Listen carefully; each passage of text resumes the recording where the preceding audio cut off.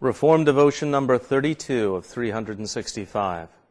They Cannot Outlive Me in Heaven, from George Whitefield and His Ministry, by J.C. Ryle. For to me, to live is Christ, and to die is gain.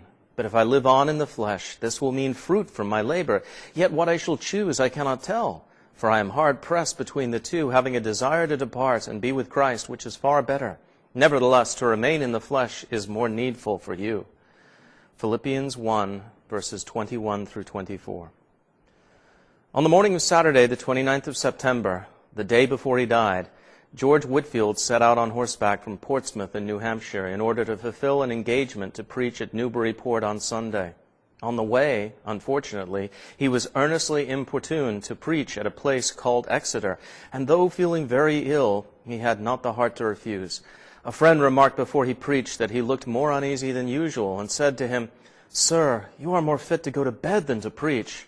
To this Whitefield replied, "True, sir," and then turning aside he clasped his hands together, and looking up said, "Lord Jesus, I am weary in thy work, but not of thy work. If I have not yet finished my course, let me go and speak for thee once more in the fields, seal thy truth, and come home and die." He then went and preached to a very great multitude in the fields from the text 2 Corinthians 13:5 for the space of nearly 2 hours. It was his last sermon and a fitting conclusion to his whole career. An eyewitness has given the following striking account of this closing scene of Whitefield's life. He rose from his seat and stood erect. His appearance alone was a powerful sermon. The thinness of his visage, the paleness of his countenance, the evident struggling of the heavenly spark in a decayed body for utterance were all deeply interesting. The spirit was willing, but the flesh was dying.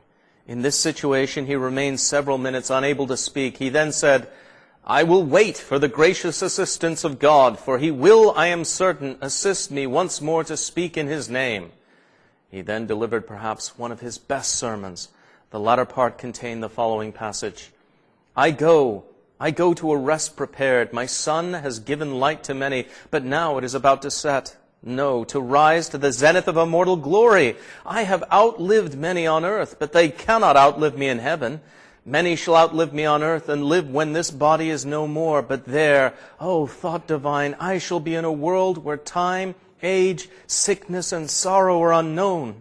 My body fails, but my spirit expands. How willingly would I live forever to preach Christ, but I die to be with him.